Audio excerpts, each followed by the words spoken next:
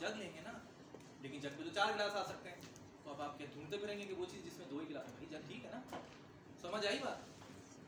ठीक है, तो बेसिकली ये चीज़ होती है आप कंप्यूटर। तो आप अगर अलग अलग डिजिट कर रहे हैं, हर एक की वैल्यूज देख लें क्या है, और अगर आप कंप्यूटर में काम कर रहे हैं तो बाइनरी में भी जरा एक बार देख लें, बस यहाँ तक क्लियर है सबको?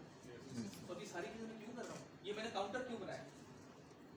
अब ये देखिए, अगर मैं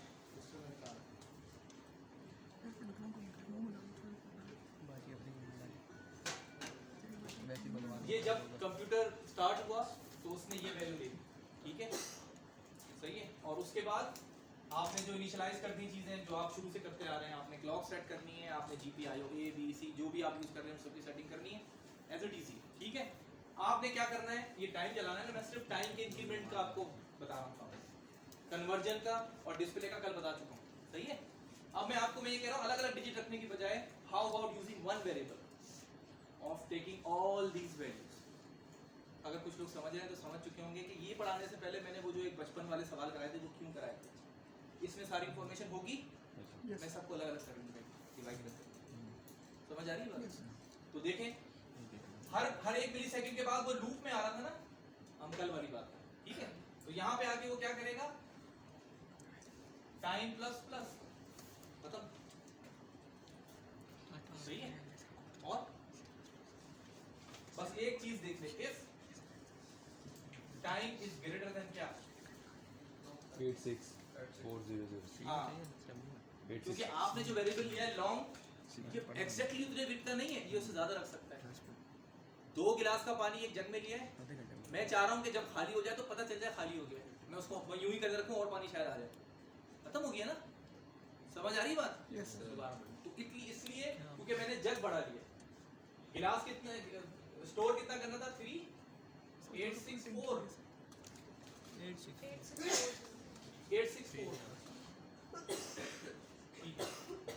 समझ आ रही है बात? Yes. तो देखिए एक कंडीशन है कि ये ओवरफ्लो अगर हो जाए तो फिर ये 0 हो जाए, if time is greater than this value, ठीक है, then time is equal to, खत्म। यहाँ मुझे ब्रैकेट भी लगाने की जरूरत नहीं, वरना क्या था, एक ब्रैकेट उसके अंदर एक और इफ, उसकी ब्रैकेट के अंदर एक और इफ, उसकी ब्रैकेट के अंदर एक और इफ, टाइम, ये एक वेरिएबल ये सारी इंफॉर्मेशन लिए, और ये वैल्यू कहां से जाएगी, यहां से लेके यहां तक जाएगी और फिर रीसेट हो जाएगी 0, ठीक है। अब बात रह गई कि ये असल में वेरिएबल है, इसमें जो टाइम स्टोर है इसमें ना 0 से 1000 मिली सेकेंड की बात है, ना इसमें 59 सेकेंड की बात है, आ रही बात समझ में? Yes. ठीक है, वो एक काउंटर के तौर पे है। अब मैंने काउंटर से अलग कर लेने डिजिट, सही है। फर्स्ट करें, अगर मैं इसी की बात करूं 864000, इससे 2 वैल्यू कम करने हैं, 2 वैल्यू कम कैसे होंगी, 86 ये 98 हो जाएगा, 98 हो जाएगा, 000 ये 3 हो जाएगा, 68 सर वो भी 999 होंगे। अच्छा ये 99 यहाँ 2 अगर मैं ऐड कर दूं तो क्या होगा, ये 0 ये 00004, सही है, ठीक है। इसको जरा कंप्यूट करें, नेक्स्ट टाइम इसको उल्टा करेंगे हम, ये डिजिट्स अपनी मर्जी से लेके, ठीक है, और फिर उसको इसमें कन्वर्ट करके देखेंगे कि ये कहाँ आता है, और फिर इससे वापस क्लियर हो जाएगा, मतलब वैलिडेट करें जो हम चीज यूज करें।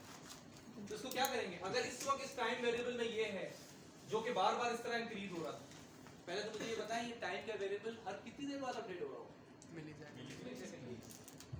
सही है, मिनिमम टाइम स्केल पे हम लोग, क्योंकि ये खुद ब खुद कैरी एक ही वेरिएबल के अंदर है। अब मुझे इसकी कंडीशन कैरी के नहीं लगानी, अंदर खुद ही कैरी हो जा रहे हैं सब, समझ आ रही बात? तो ये सही, तो अब मेरे पास ये वैल्यू है टाइम में, सॉरी ये वैल्यू है, अब मैं इसमें से अलग करता हूँ, तो वही आपकी मर्जी, आप इसको पहले किससे डिवाइड कर लें। अगर आपने पहले आवर वाला निकालना है, जैसे कुछ लोगों ने क्या किया था, पहले 100 से डिवाइड कर दिया, इसलिए ताकि मोस्ट सिग्निफिकेंट डिजिट्स पहले आ जाए। क्या लिया था लास्ट टाइम, 976 ये लिया था ना, तो पहले 9 जिन्होंने निकालना था उनको उन्होंने 100 से डिवाइड किया, ऐसे ही है ना, ठीक है। हमने क्या किया था, मतलब जो मैंने बताई बात वो 10 से क्या था, एक बात है मसला नहीं, पहले ये निकाला, सही है, और फिर ये घड़ी में इसकी सिग्निफिकेंस कुछ और भी बढ़ जाती है, वो क्या है, सबसे ज्यादा चेंज कौन हो रहा होगा, LSB, ठीक ठीक है, तो आप इसे चेंज करके फौरन डिस्प्ले करा, उसका चेंज तो बहुत देर में होता है, ठीक है, तो उसमें डिले आ भी जाए तो कोई फर्क नहीं पड़ता। ये जब तक आप ये डिस्प्ले करते हुए आएंगे ये चेंज हो चुका होगा मिलीसेकंड। आ रही बात समझ में? यस है ना? अगर मैं यूं डिस्प्ले करता हुआ जाऊंगा तो फिर देखें अगर ये वाला डिजिट चेंज भी हो चुका होगा तो जब मैं यहाँ प्रिंट करूंगा तो मुझे प्रिंटिंग में टाइम लगेगा, लेकिन वो चीज जब प्रिंट कर दिया उसके बाद काफी देर बाद चेंज होगी, तो इन्फॉर्मेशन ठीक है, सही है, ठीक है। तो अब अगर मैं इसको करूंगा तो सबसे पहले बताएं किससे डिवाइड करूंगा, लीस्ट सिग्निफिकेंट चीज पहले निकालना चाहिए, 10 मोस्ट सिग्निफिकेंट 10 से करूंगा,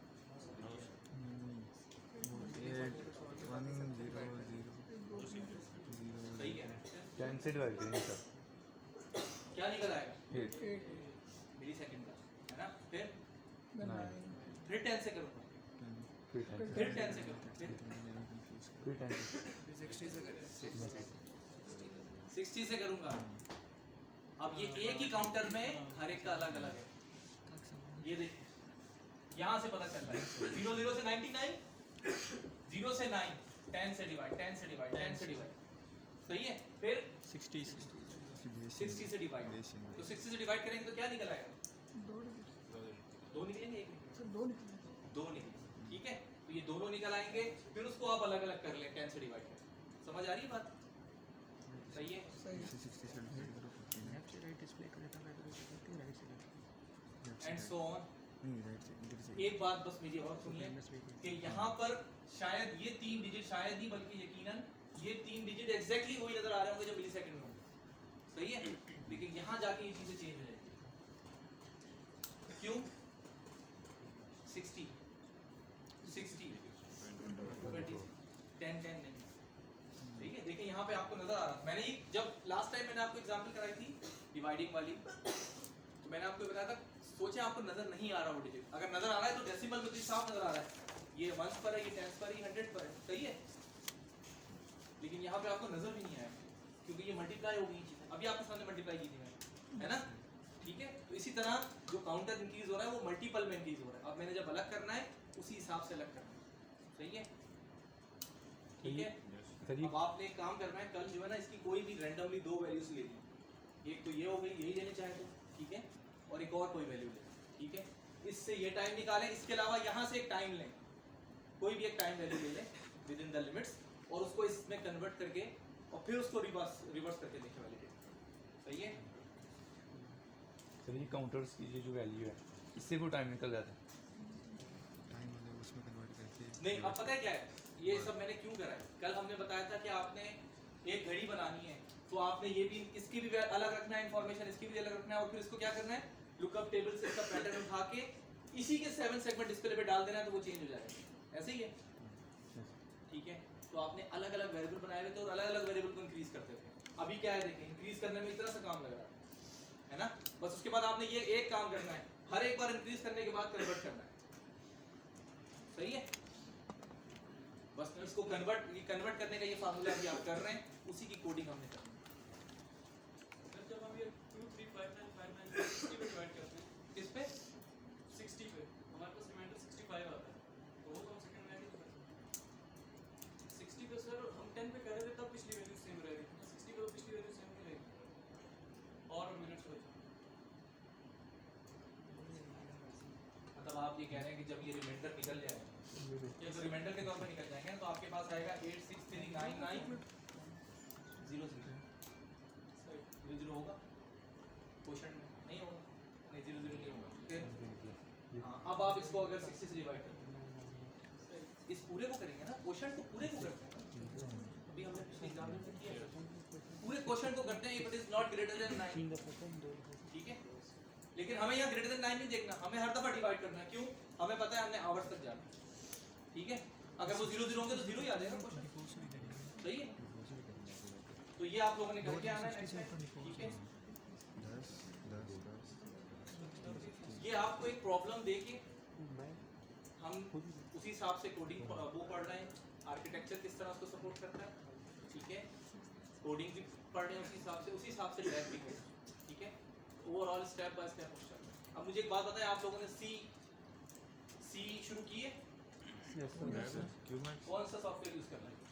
STM STM QMax cube ID cube ID क्या पासवर्ड इसका यार? पाकिस्तान पाकिस्तान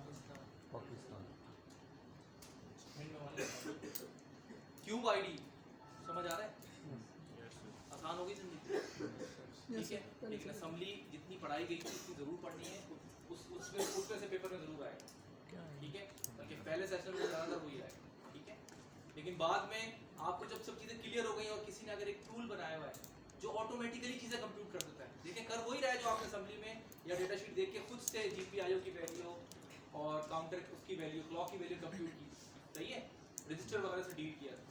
यहाँ पर उसने क्या करा, उसने उसको ऑटोमेट कर दिया, सही है। कि आपको एक GUI दिखा देता है, बोलता है अच्छा बताएं ये क्या रखना है, ये क्या रखना है, ये क्या रखना है, ठीक है। और आर्किटेक्चर की इन्फॉर्मेशन उसके पास है, वो ऑटोमेटिकली इसको कंप्यूट कर देता है, सही है। और एक मिनिमम कोड बना देता है, ऐसे ही है।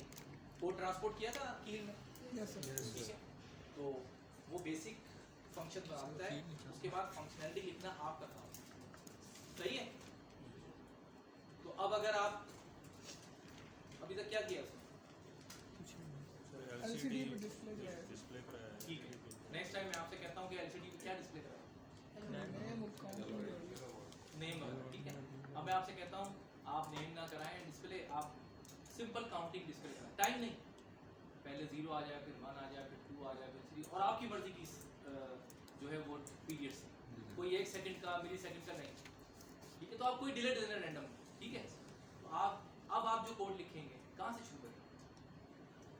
0 इंटीजर को इनिशियलाइज कराएंगे, आउटपुट कराएंगे और delay। नहीं, क्यूब आईडी पे दोबारा जाएंगे, उसमें तो कोई ना क्यूब आईडी दोबारा स्टार्ट करेंगे, या पिछली बार जो क्यूब आईडी ने एक आपको कोड जनरेट करके दिएगा उसी में चेंजेस करेंगे, क्योंकि इतना चेंज है नहीं, सिर्फ सॉफ्टवेयर का चेंज, समझ आ रही है बात।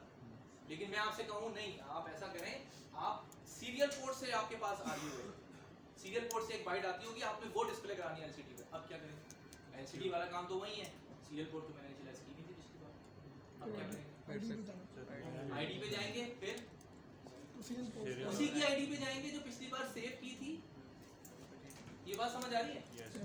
क्यूब आईडी की भी जो आपने प्रोजेक्ट बनाया था ना, फिर उसका कोड जनरेट किया था, तो वो जो क्यूब आईडी की जो आपने सेटिंग बनाई हुई थी वो भी सेव की होगी ना, क्या उसे खोलेंगे या नए क्यूब आईडी खोलेंगे? अगर उसे भी खोलेंगे, चेंजेस करेंगे, आपने सीरियल पोर्ट वगैरह सेलेक्ट करी और बाकी LCD वगैरह वही है पहले से रखी हुई है, और आपने दोबारा कोड जनरेट कर दिया, और जो पिछला कोड था आपने कहा इसको ओवरराइट कर दो, इसी के ऊपर कर दो, तो पिछली बार जो आपने खुद से उसमें कुछ चीज़ें ऐड की थी ना कोड जनरेट होने के बाद, खत्म हो जाएगी। ये बड़ी इंपॉर्टेंट चीज़ बता रहा हूँ, सही है। कोई भी चीज़ ऐड करनी खत्म हो जाएगी। हाँ, क्योंकि वो तो कोड जनरेट दोबारा कर रहा है, और जो चीज़ें आपने हार्डवेयर में सेलेक्ट की वो सिर्फ हार्डवेयर का पैटर्न बना और उस हिसाब से फंक्शन बना देता है। फंक्शनैलिटी आप लिखें from zero, starting from zero functionality, ठीक है। लेकिन वो बेसिक इनपुट आउटपुट आप कहते हैं कि पोर्ट C13 पर LED होनी चाहिए, बोलेगा ठीक है, कितनी स्पीड वाली होनी चाहिए, आप वो भी सेट कर, सब चीज़ें सेट कर लेते हैं। वो उस हिसाब से इनिशियलाइजेशन वेरिएबल बना के कोड बनाता है, जिसमें शुरू में वो चीज़ें सारी खुद ब खुद कोडेड होती है, आप रन करें वो हो जाएगी। लेकिन उसको बिलिंग करना आपका काम है, बिलिंग कराने के लिए फिर आप कोड लिखेंगे ना छोटा सा, डिले दे देंगे, सही है। अब आपने वो लिख दिया कोड, अगली बार आप गए इसी में मजीद मॉडिफिकेशन कर लेता हूँ, आपने नई चीज़ें की, आपने जनरेट करा कोड, तो वो नई चीज़ें जो हार्डवेयर की थी वो तो आ गई, पुरानी भी रही, लेकिन जो आपने खुद से फंक्शनैलिटी का कोड लिखा था वो चला गया, क्योंकि वो तो फ्रेश कॉपी बनाता है विदाउट एनी फंक्शनैलिटी। तो अब आपने ये काम करना है, याद रखना है जब भी, कि जैसे अभी मैंने एग्जाम्पल बताई कि अगर आपने LCD पर अपना नाम डिस्प्ले कराया हुआ है और आपसे कहा जाता है सीरियल पोर्ट से कोई चीज़ आ रही है, हर बार एक बाइट आएगी, कभी भी आएगी, आपने सीरियल पोर्ट को मुस्तकिल चेक करते रहना है, एक बाइट आएगी, आपने उसको उठा के LCD डिस्प्ले पे डालना। आसान है, अगर आपको लग रहा है मुश्किल है, कोई मुश्किल नहीं, ठीक है। जिस तरह आपने वो किया LCD का, सीरियल पोर्ट तो और आसान है क्योंकि उसका अपना मॉड्यूल है, ठीक है। आप उसे कहेंगे सीरियल पोर्ट, ये मैंने बाउंड्री रखना है, ठीक है, उस हिसाब से सारी फंक्शनलिटी करते हैं। बस आपने वो बता देगा, ये फंक्शन आपने पढ़ते रहना है, इस स्टेट में से आपको जब भी वेरिएबल में नई वैल्यू चेंज आएगी आप उसको डिस्प्ले करना। अब आपने क्या करा, वही क्यूब आईडी की फाइल खोल रही जो आपने LCD के लिए की थी लास्ट टाइम, आपने उसमें सीरियल पोर्ट को मॉडिफाई करा। अब आप जब कोड जनरेट करें, मेहरबानी करें नई फाइल जनरेट करें, ठीक है। पिछली वाली को किसी और नाम से सेव करते हैं, इसको नई फाइल कर लें। फिर क्या करें, पिछले वाले वर्जन पे जाएं, जो एलसीडी वाला का फंक्शनैलिटी पोर्शन था वो उठा के कॉपी वहीं कर पेस्ट। तो अब आपके पास क्या आ गई, पुरानी सारी फंक्शनैलिटी और हार्डवेयर सेटिंग के साथ नई हार्डवेयर सेटिंग मौजूद है, अब नई की सिर्फ फंक्शनैलिटी है। सही है, Yes. ठीक है, तो ये बस याद है, ओवरराइट कर दिया, पिछले सारा काम कर। ठीक है, और हो सकता है आप इतने फेमिलियर हो जाए, आप कहें नहीं मैं हर चीज़ दोबारा से कर लूँगा, तो इट्स ओके, लेकिन हमेशा पिछला रिकॉर्ड सेव रखें, कभी कोई चीज़ भूल जाएगी आप देख सकते हैं। ठीक है, ताकि आगे क्या हम क्लियर है यहाँ पे सब कुछ। मैं किसी वक्त को क्यूब आईडी पे आपको सीरियल पोर्ट में सोच रहा हूँ, इसके बाद इंशाल्लाह सीरियल पोर्ट हम पढ़ लें, ठीक है, क्योंकि हमने पढ़नी तो वैसे भी है, तो उससे हम ये करवा लेंगे यहाँ पर एग्जाम। ठीक है, और पॉसिबल हुआ तो हम पीसी के साथ भी कम्युनिकेट करवा लेंगे। सही है बस जी, Yes. तो दे दें।